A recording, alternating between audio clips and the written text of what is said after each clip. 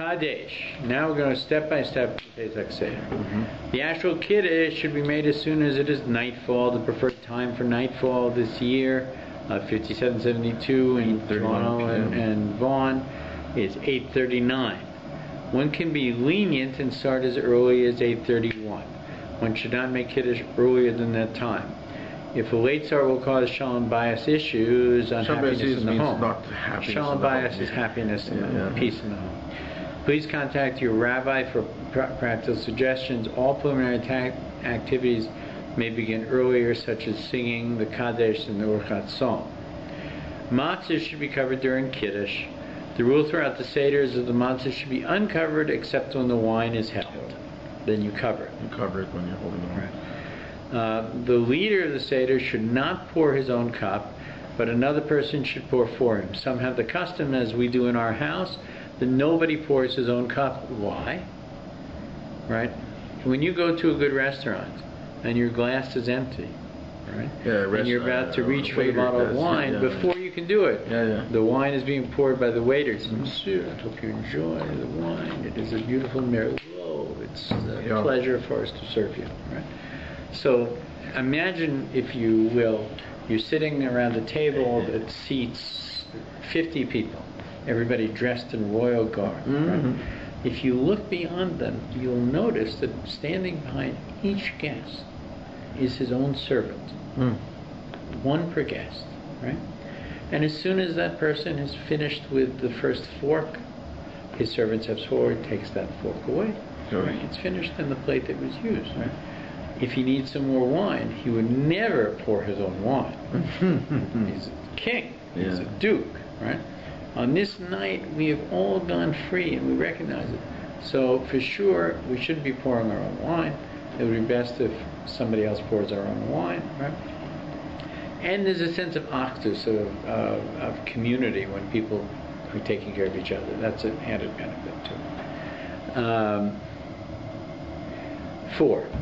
There are different customs as to who recites Kiddush. The leader of the Seder recites Kiddush and the others listen. That's one possibility. Each head of a household recites Kiddush for his family members. Members listen. Everyone recites the Kiddush together, including the women and the children. It really varies from home to home. In my home, I like it if everybody makes the brachas together. And often I will repeat the brachas in English as well, for those people who don't understand Hebrew.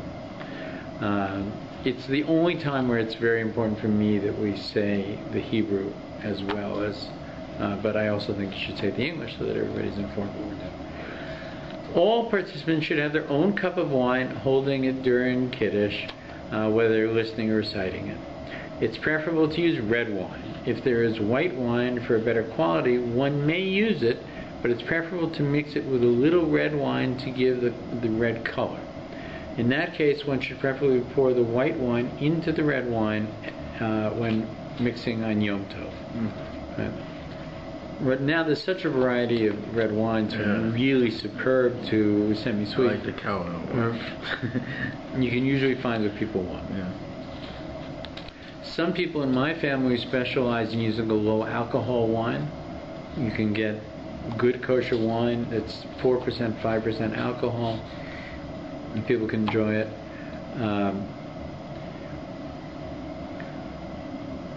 Sparkling wine is acceptable if it tastes like wine.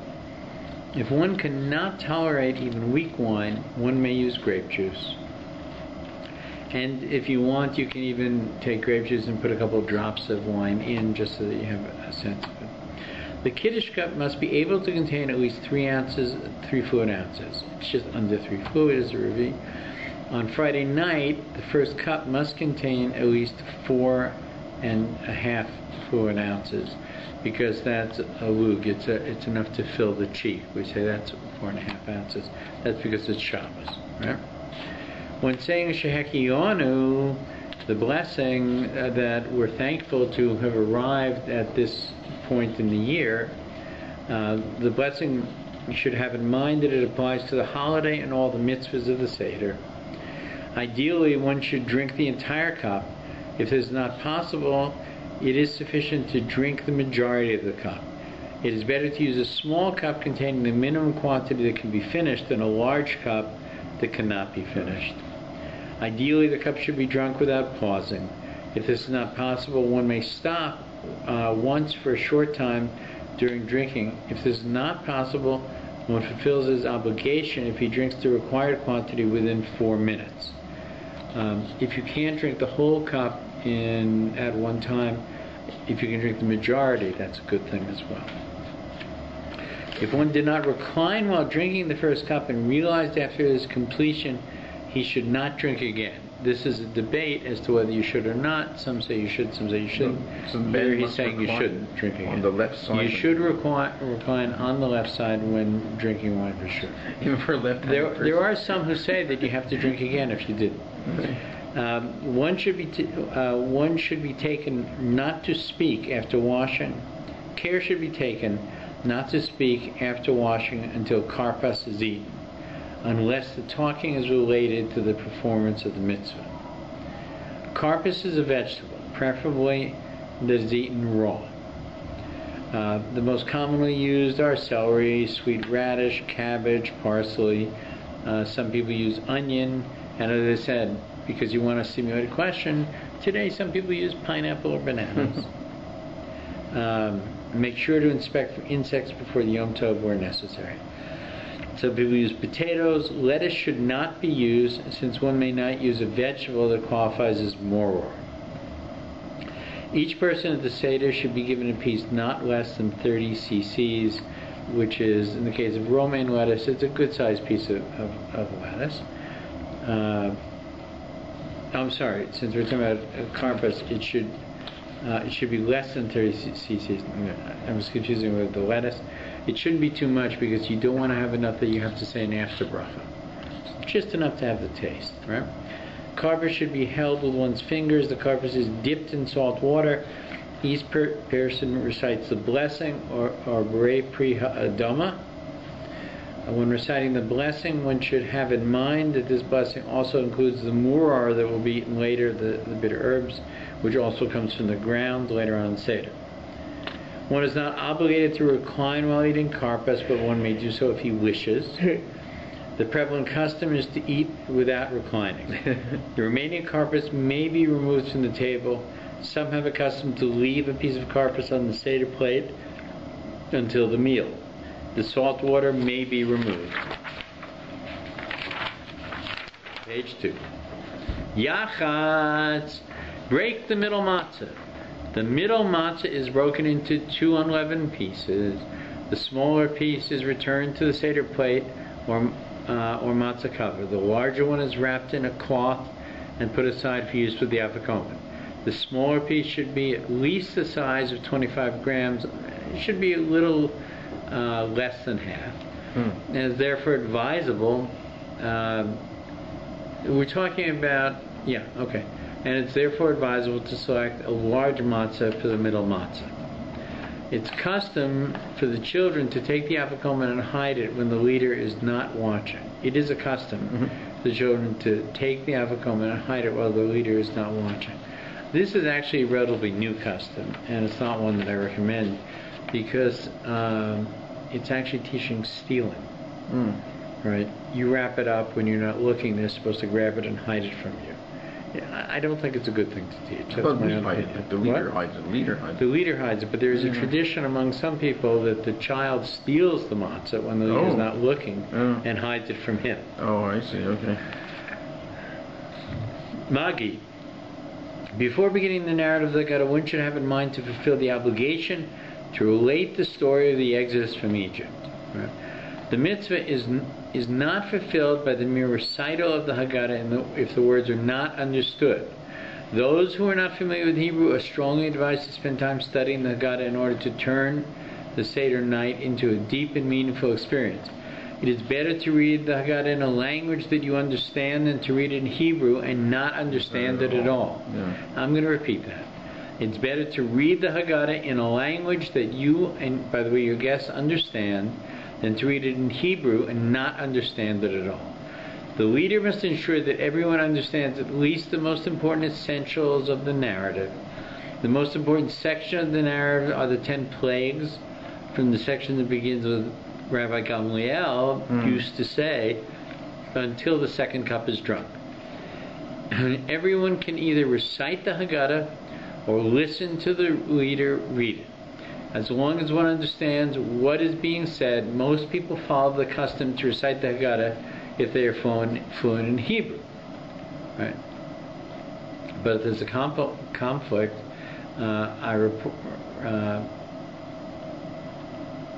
I suggest you go back to number 3, which is it should be read in a language you understand. The leader of the Seder should hold the broken matzah when he's saying halach anya, this is the bread of poverty. The Seder plate containing the matzah should be removed from the table, or at least moved away from the leader when he says halach anya. The second cup is filled. The custom is for the youngest child capable of asking Manish Tana. If the child is hesitant, his father or mother may assist him. If there are no children present, the wife or any participants should ask the 4 questions. And by the way, if the person is alone, he himself should ask the 4 questions and answer them. After the Manish Tana. And some people hold that each child says the Manish Tana, and some people hold that all the children say Manish Tana together, with the youngest child leading them and everybody supporting that child.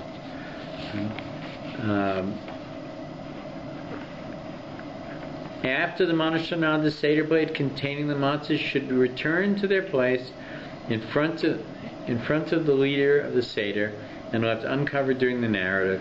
The story of slavery, because matzah is a bread on which some words are said over. That's one of the descriptions of matzah. The story of slavery in Exodus is now related in detail.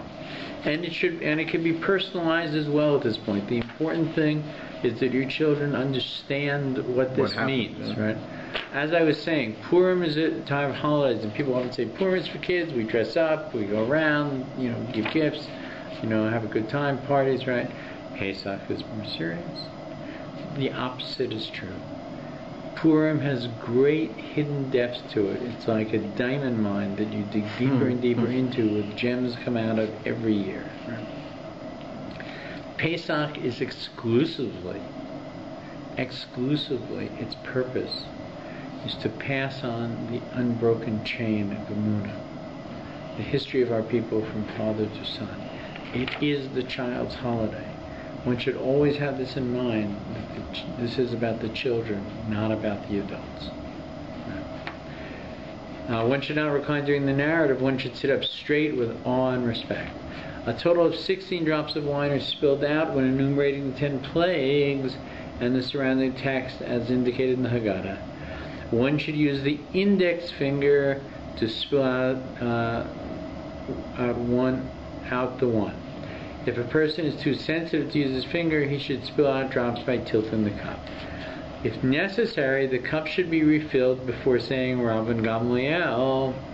The leader should hold up the broken middle matzah when saying this matzah. The leader should hold up the moror when he's saying this moror. The leader should not hold up the shank bone when saying this is the Korban Pesach. However, the custom is to look at the shank bone. Some people hold it up. I'm not sure why you're not supposed to hold it up. We'll have to look into that. Probably because it's not really the Korban Pesach. You drink the second cup of wine while reclining at the conclusion of the Magid. If a man forgot to recline, he should immediately drink another cup at that point without a blessing. Now you get up, rachatz, and wash hands. Right. This is the time when you wash hands with a bracha. Wash your hands like you normally do before eating matzah. You should recite the blessing of Al Netilas Yadayim.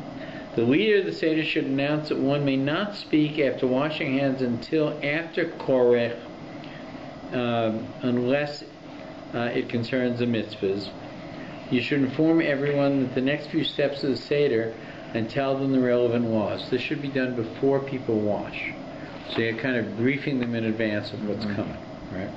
One should make a note, the leader should make a note in his Haggadah that he needs to do this at this point before people get up to wash. Right.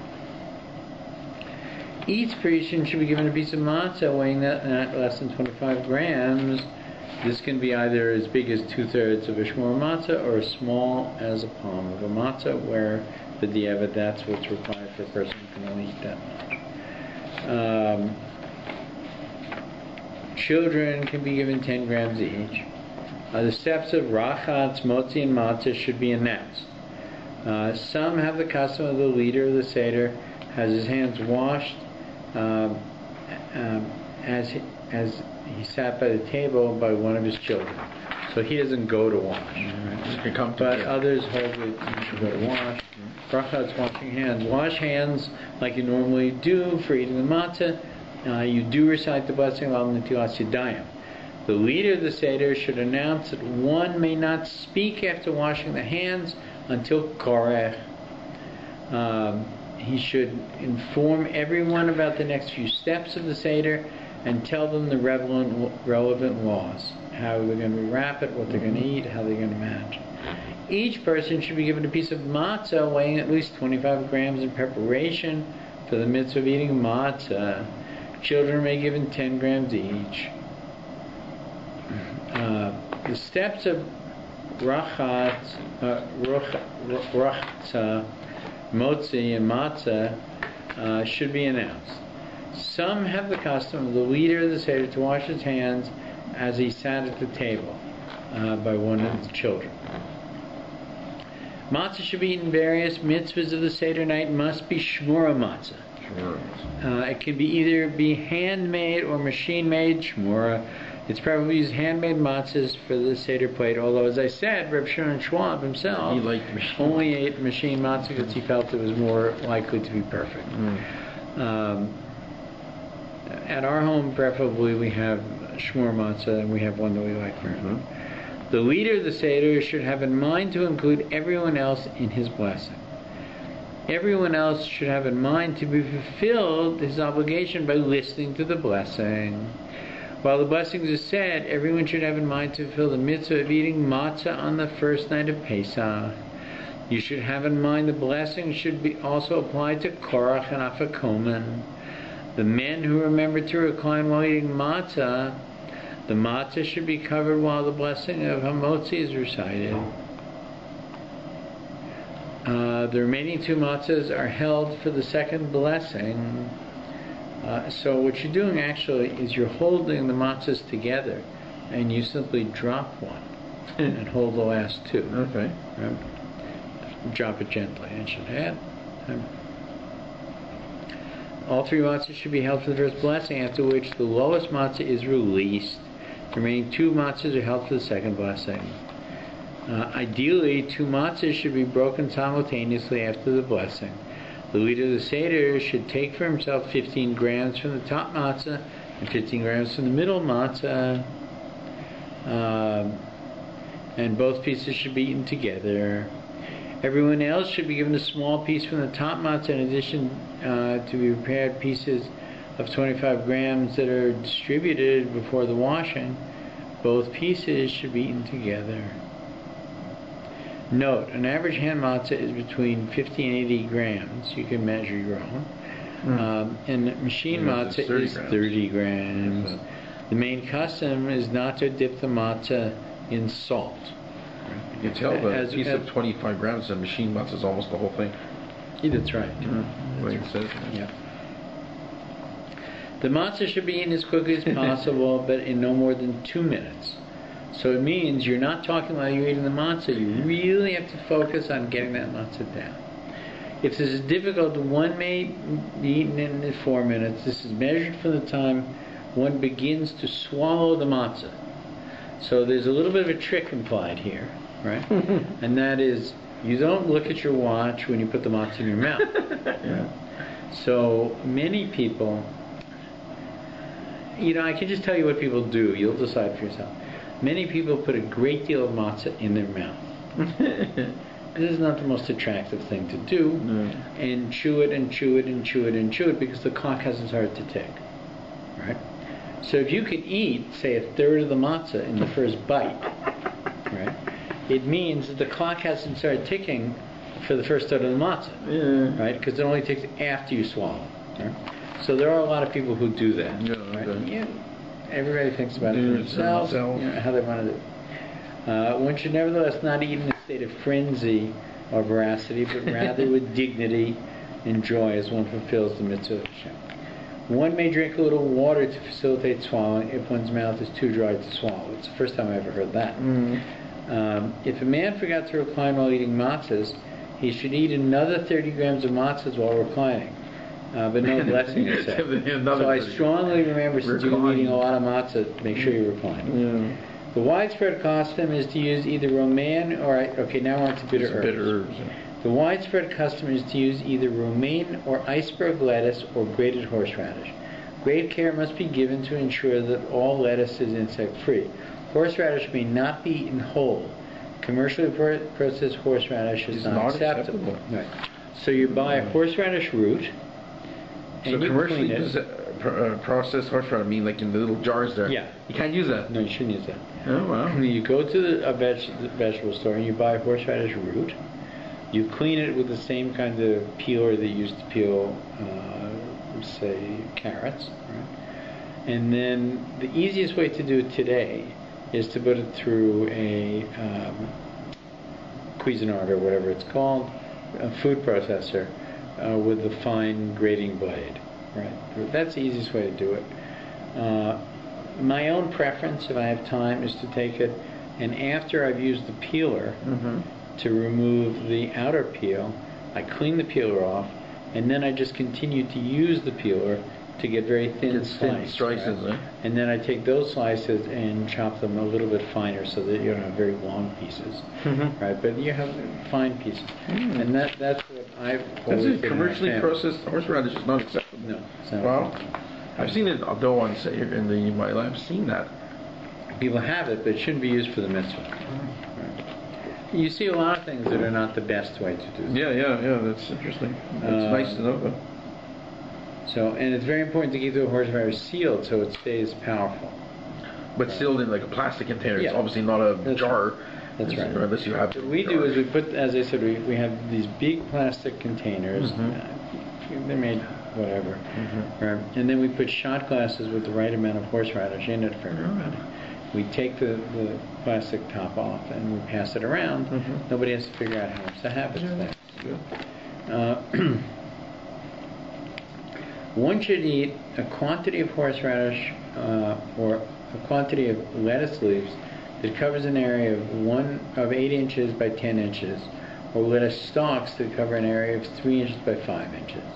If grated horseradish is used, one should eat 27 cc's if possible. If this is difficult, it's sufficient to eat 17 cc's, or approximately one heaping tablespoon. Right? Yeah. So I use a shot glass full of horseradish, quite firmly packed. Right?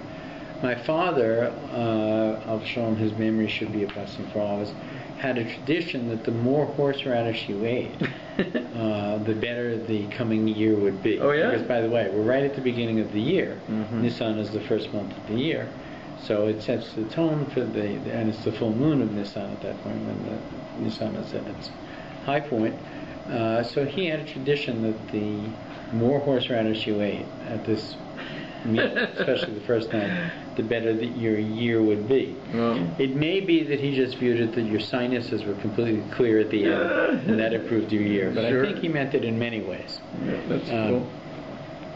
And by the way, there is a trick to horseradish that I learned, but it takes a certain amount of... A trick to horseradish? Most people, when they eat horseradish, their goal is to get it down as quickly as possible, because it burns. But if you have the strength and the strength of character to do it, and you chew the horseradish for a long time, right, it begins burning hot. Right? But in the end, it's a carbohydrate, and it becomes sweet.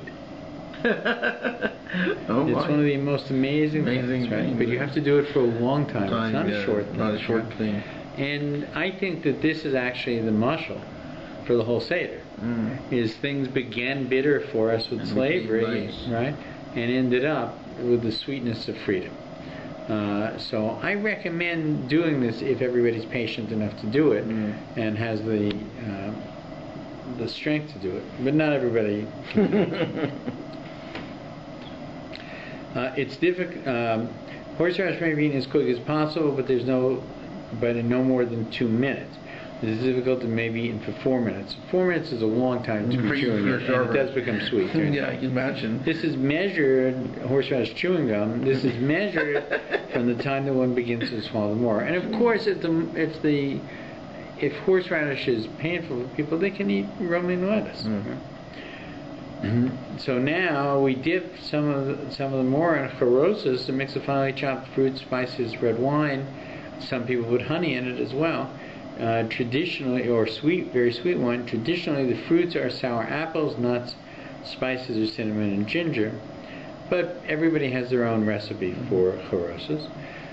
Before dipping, the charosas should be diluted considerably at this stage by adding more wine, making it suitable for dipping. The custom is for each person to recite his own blessing, ala achilas moro. This is the commandment to achilas, to eat moro. When making the blessing, one should think about fulfilling the mitzvah of eating moro, and the blessing should also apply to korech, which is coming next, the sandwich. One does not eat or recline while eating moro. The bottom matzah is used for korech. Since this is usually not sufficient for everyone, the leader of the Seder should distribute to each person small pieces of matzah that supplement it with other matzah to make the required quantity. Each person should have 15 grams of matzah. One eats, some hold that you should have 30 again. One eats the same amounts of moror for korech as one eats for moror. Right, so it's no less. The main custom is to dip the moror in charosas. The custom is to place the moror between 2 pieces of matzah.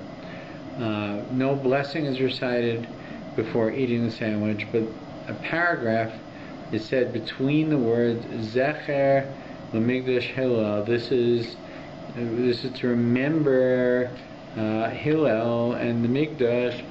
Another way to eat korach, which I've seen, which is kind of a neat way to do it, is you take the moror, the horseradish, having dipped it in charosas and sweetened it a little bit, that the bitterness of slavery should be sweetened by freedom, and you take the 2 pieces of matzah and the moror is in between, and then you wrap that in a piece of romaine lettuce, which is a moror.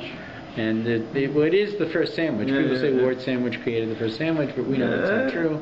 Hillel ate a sandwich always with the Paschal offering, and that's why we do it in memory of that. The korach should be eaten as quickly as possible, no more than 2 minutes. This is sufficient. If this is difficult, it may be eaten within 4 minutes. This is measured from the time one begins to swallow the moror. Men should recline when eating the korach. If a man forgot to recline, he need not eat another korach. The Shulchan Aruch, the meal is served finally.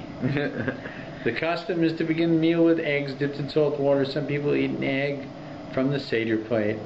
Some have the custom to eat fish as well. One must not eat poultry or meat that is prepared without any liquid. This includes roasted, barbecued, and broiled, because that's how it was made in the Beis Hamikdash. So we don't want to imitate that. One may not... the Beis Hamikdash was prepared without any liquid? It was roasted. It was roasted? Yeah. It was a barbecue. That's what the Beis Hamikdash was. It was a huge barbecue. The shank bone should not be eaten from the Seder plate. One should not eat excessively. Overeating may cause drowsiness, and one will not be able to conclude the Seder successfully. One will also remain with some appetite for the afikomen at the end of the meal. One must leave sufficient time after the meal to eat the afikomen before the halach of midnight, which is 1:20 in the morning for the first Seder. The second Seder, some hold that you can go past this point. The first Seder must be completed by 1:20. No food can be eaten after the afikomen. Right? It's praiseworthy for a man to recline during the meal, but not a requirement. According to some opinions, it's a mitzvah to drink some wine during the meal in honor of the Yom Tov. So you can have between the second and third glass of wine, you can have as much wine as you want, but you don't want to get drunk because you are in the middle of the Seder. Safon means hidden, eat the afikomen. The last item of food to be eaten at the Seder meal is a piece of matzah called the afikomen. There should be a sweetness to it, it's dessert. We use the piece of broken middle matzah that was put aside at the beginning of the meal. Since this is usually not sufficient for everyone, the leader of the Seder should distribute to each person a small piece from this matzah and supplement with the matzah to make the required quantity. If possible, each person should eat 30 grams. If it is difficult, one may eat as little as 15 grams. If there is no blessing recited for the eating of the afikomen, but one should have in mind that he is fulfilling the mitzvah of eating the afikomen, a man should recline while eating the afikomen. If a man forgot to recline, he should eat another afikomen if this is not too difficult. However, if he has already washed his hands, mayim achronim, the last washing, he should not eat another afikomen. An effort should be made to eat the afikomen before the halach of midnight, which is 1:20 a.m. in Toronto, for the year of 5772. Nevertheless, if this time has passed, the afikomen should still be eaten. If the afikomen cannot be found, other shmur matzah should be eaten instead. If the person who hid it for some reason has disappeared and nobody finds it, but you can use a hot and cold system to encourage children to find it. Yeah, they're getting closer, they're getting hotter. You're burning up. We do that with Josiah now. Okay. One may not eat anything else after the afikomen. One should drink water if he is thirsty after eating the afikomen. After birkat hamazon, one should preferably refrain from any other drinks. But in case of great need, one may drink tea, seltzer, apple juice, lemonade, or mildly flavored soda. Coffee should not be drunk. One should not smoke after the afikomen as well. By the way, the interesting prohibition of this is you can't eat it during the night. Obviously, you're going to eat breakfast. But most hold, or some hold, that the night ends with hatzos. So you must finish the afikomen by 1:20 in the morning in Toronto, and you can't eat anything until 1:21. Then you can have breakfast. Some hold up. Oh, okay. 1:21, yeah. Right. The Chayarah holds up. Barek, saying the birkat hamazon. The third cup of wine is poured before birkat hamazon. One should wash mayim achronim before birkat hamazon, the final washing. If there are 3 men present, the custom is for the head of the household to lead the zimun, unless, by the way, if there's a kohen there, he can lead it. If not, a Levi can. And if there's an important visitor, he can be given this honor as well, especially if he's a Talmid Chacham. If there is someone who had the zimun, only he must hold the cup of wine during the birkat hamazon. If there is no leader, then everyone should hold the cup of wine. Men should recline while drinking the cup of wine after birkat hamazon. If he forgot, he need not drink another cup. After drinking the third cup, the cups are refilled with wine. An extra cup of Elijah is then filled. The custom is for the leader of the Seder to fill the cup of Eliyahu.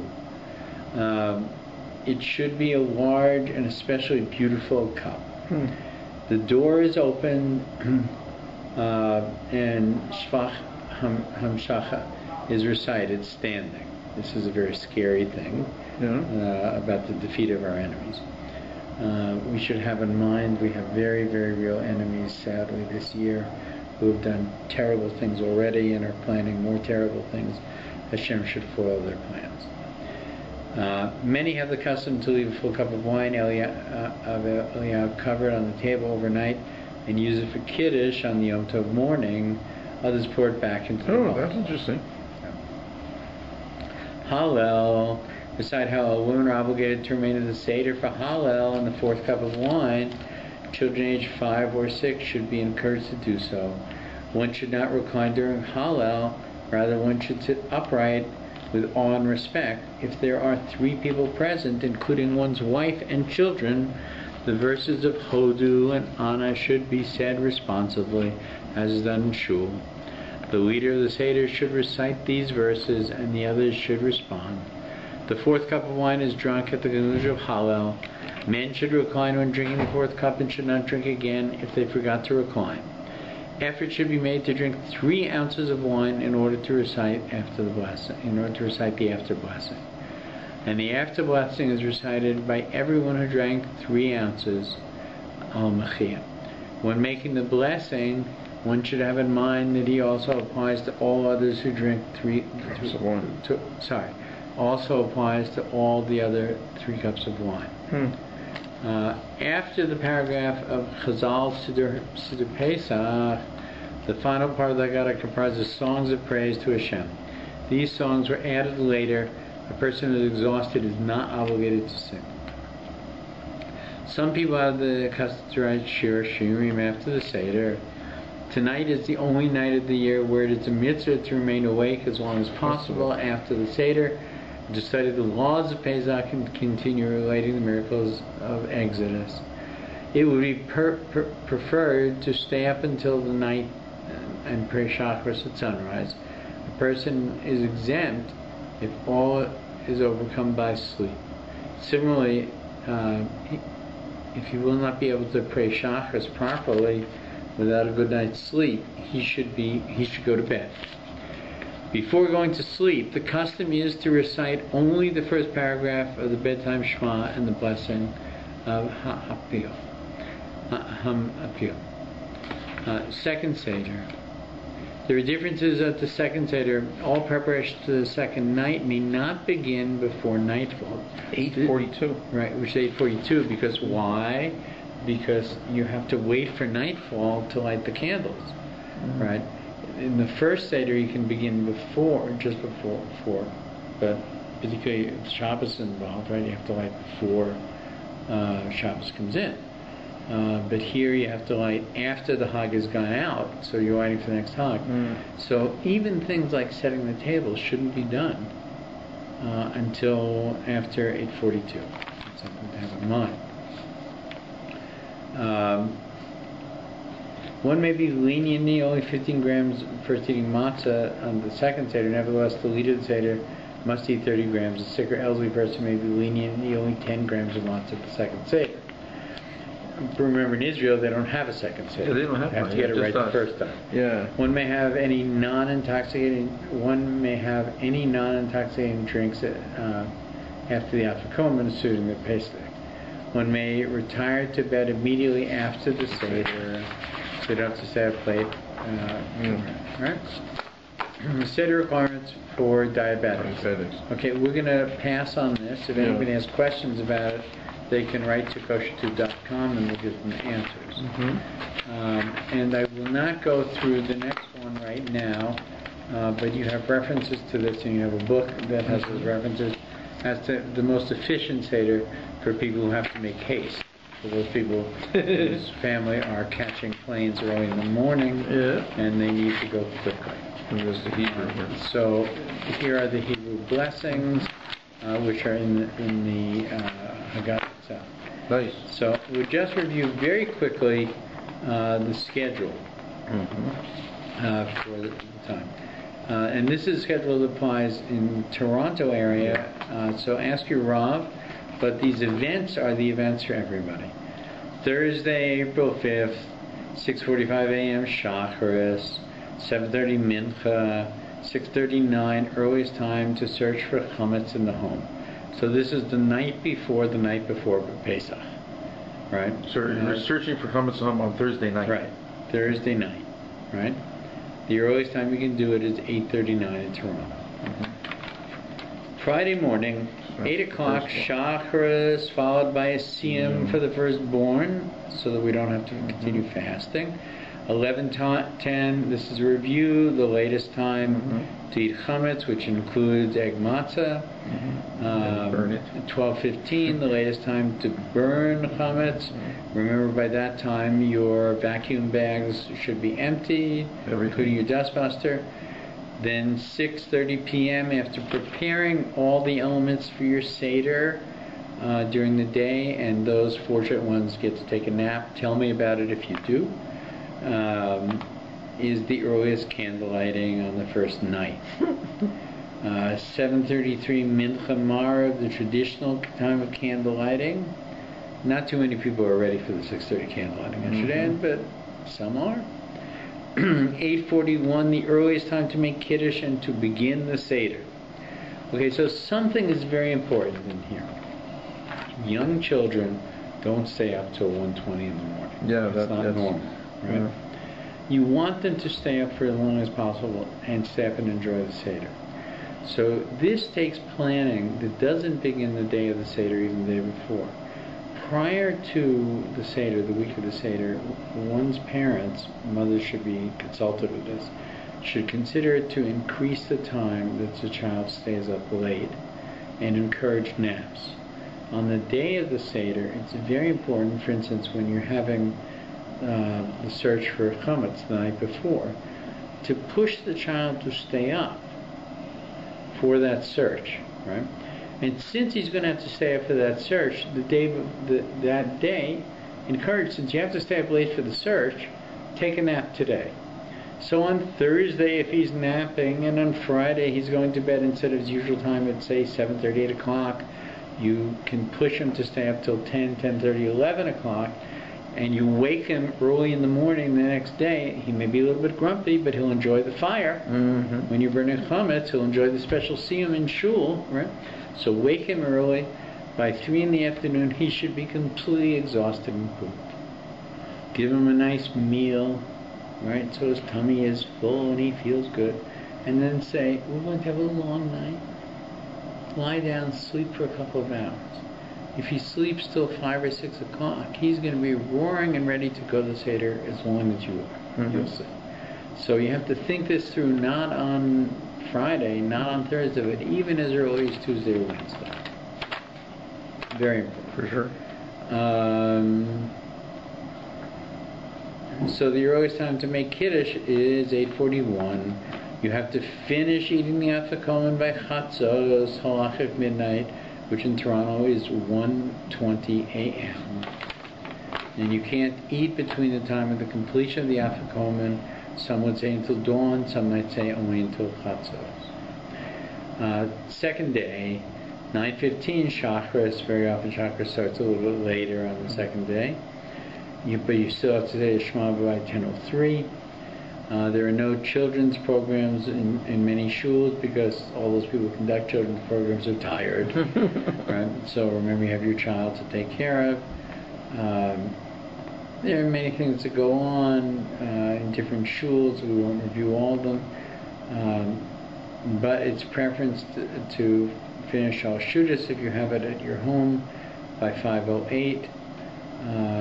Because this is going to be Shabbos. Remember, this first day of Pesach this year is actually Shabbos. The Friday night of the first Seder is a Seder that happens on Shabbos, which is why you have a bigger glass of wine than you normally do, because it's a Shabbos glass of wine you're having. So on Saturday, you have Shabbos Shachris combined with the Yom Tov, right? And you may have a very serious Devar Torah at that time from your Rav. So at the end of services, sometimes they have an early Shal Shudas at this time. But you do have a normal Shabbos meal as well, except instead of challah, of course, you're having everything twice a day, right? Mincha, where we stop saying Mashiva Ruach and we start saying Marita Geshem, where we start saying Marita Tal, some do. That is to say, we stop wishing for rain and start wishing for dew at that point. In Canada, we certainly stopped wishing for snow, and Baruch Hashem, we haven't had too much so far. Although I think the farmers wish that they'd had more. And then Marav comes in at 8:15. Mincha, where we stop saying Mariv Haruach, is at 7:30. Maariv, which is the beginning of the second day of Pesach, Saturday night, is 8:15 p.m. And it's when we stop saying Tal Matar. And the earliest time to light candles is 8:42, and then you prepare for the Seder, make Kiddush, and start the Seder. And you should finish, although it's not nearly as much of a requirement, by 1:20 a.m. on the second night, although you can go longer. Many are lenient on this. On the second day of Pesach, which falls on Sunday, April 8th this year, 9:15, or whenever Shacharis is, usually it's a later Shacharis because of the Hag. And remember that Mincha is at 7:30, and then Maariv and Havdalah is at 8:43, and after that you're into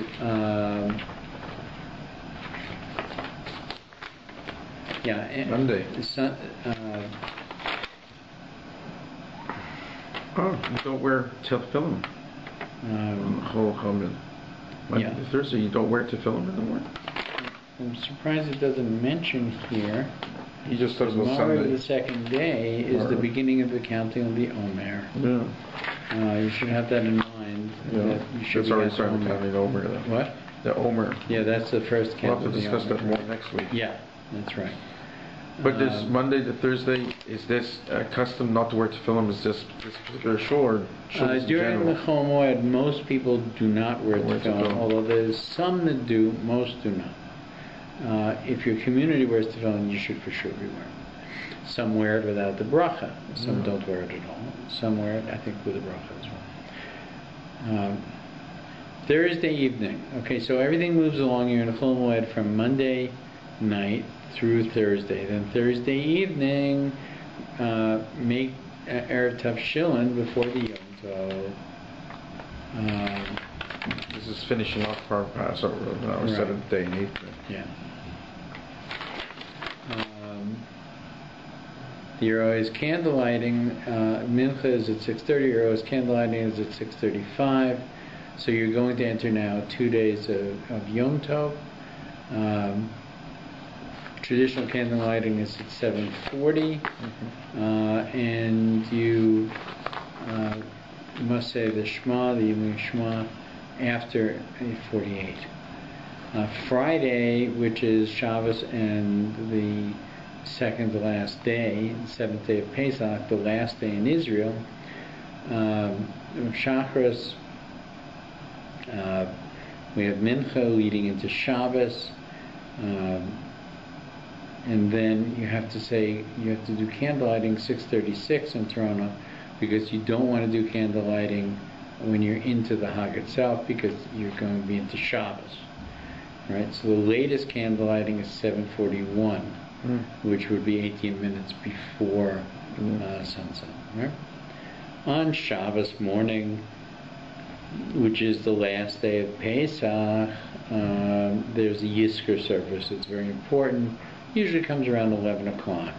It's here that you have 2 Yizkor candles. But on the first 2 nights, you only need 1 Yizkor candle. You're not saying Yizkor. This is the Yizkor. Yeah, you're not saying Yizkor on the first night. So it's the end one, 2 of them, not the first one. On the end one, you need it, yeah.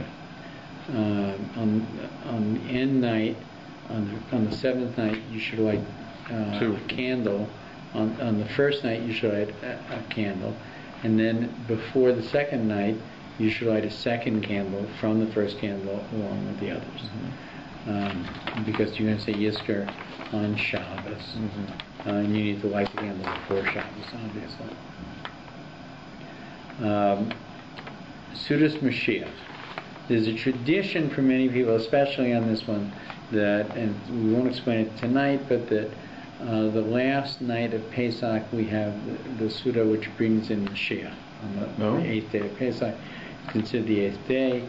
It's a special day of Pesach.